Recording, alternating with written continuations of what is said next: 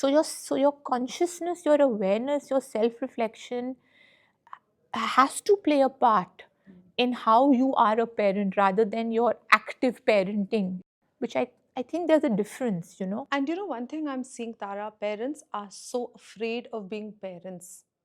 And I often say to them, your job is not to keep your child happy and entertained at all times. Your job is also to put in the guide rails. Your job is also to discipline. Your job is also to set the rules at some time. Yeah, So today's generation of parents is actually very afraid to parent. I agree. I completely agree. And I think we are meant to be, it would be wonderful to have a open, friendly equation with your children, but they will have enough friends. They are looking up at you as their as the people with the resources and the tools to build the boat for them to then send them out to sea. You're not going to be on the boat sailing with them for the rest of your life, so you are not their friends in that sense. But they always know you come back to shore and you'll find your parents then. I think there's a one of my favorite things whenever one feels lost is a poem by Khalil Gibran in The Prophet on children. I mean, I would say to everybody watching this to just Google it and read it. It's sort of like the code of conduct, and it's true 100 years Your later as children are well. not your children. Absolutely. Yes, So I think that's very wise words to live by. that's true. That's true. So tell me, as a parent, three things you struggle with in your regular day to day parenting. I think right now my girls are at that age where it almost feels too perfect. And I've been sort of asking friends who have older kids, where does the shoe drop?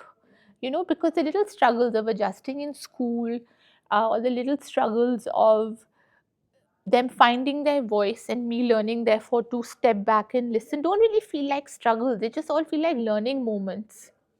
So I'm not trying to sound all, the things are perfect, but I don't right now at this stage think of it as a struggle. And as a working mom, I thought I would struggle with the whole concept of spending time with them, being accessible, being available while doing all the other things I do. But I also realized that in my early parts of my parenthood, that whenever there was that slight feeling of guilt, it was actually the most negative emotion that anyone can feel. And you don't learn very much from feeling guilty. So I very early on stopped. And I said, I have the privilege and the luxury of shaping my day and my life and my week. Not where everyone does, but I do. So I must make the most of it. And so that little struggle of guilt in the very early days has also dissipated because the structure helps me find my windows of time with my girls while being able to do the other things. So I think I'm right now in a place where there are no real struggles at this age. But I know I'm seeing it around the corner. I'm seeing technology around the corner. I'm seeing obviously just sort of hormonal changes around the corner. I'm seeing all of it come, but ages 4 and 7 seem a bit safe right now. Now, we know that the Indian education system is very robust. It has done very well over the years. Today, world leaders or corporate leaders around the globe are all part of this education system. However, times are changing and the system may not be evolving at the rapidness of the change that we're seeing outside. So, hence, we see newer boards coming in, we see newer technology coming in. What, in your opinion, is the top two things that you find missing in the current education system here? I'm a huge advocate, and this is where the Learning Matters experience opened my eyes. I'm a huge advocate for two things. One is play based learning in the early years, which I think India has been stripped of. The Indian school system has been stripped of play. There are few schools, few ecosystems that encourage it, but it is always considered the anomaly and not the norm. And that's worrisome because research has shown time and time again that play actually builds all executive function.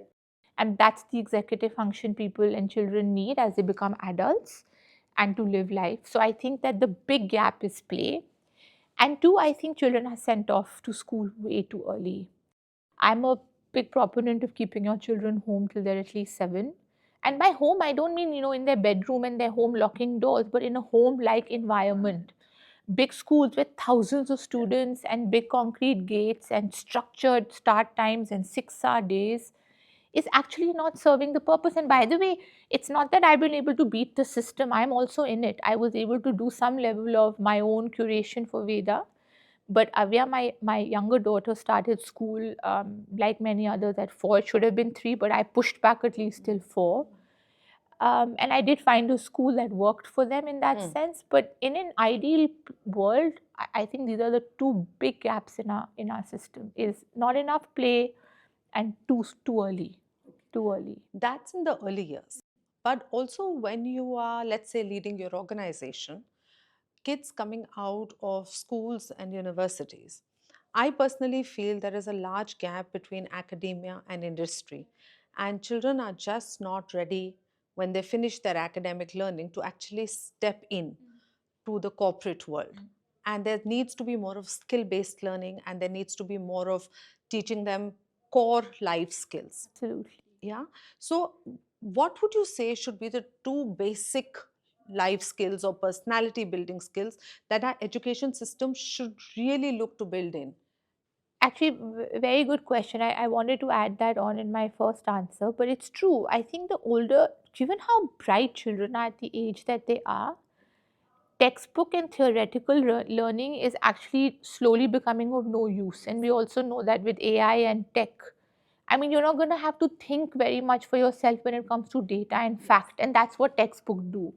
So I think experiential learning at a very early stage would be fantastic. Internships were always considered important in your later years, just in time for you to be equipped for your job. Correct. What people don't realize is that internship is a little bit of real life, curated if possible for age groups, that different things can be learned in those experiential Yes. ecosystems at different stages.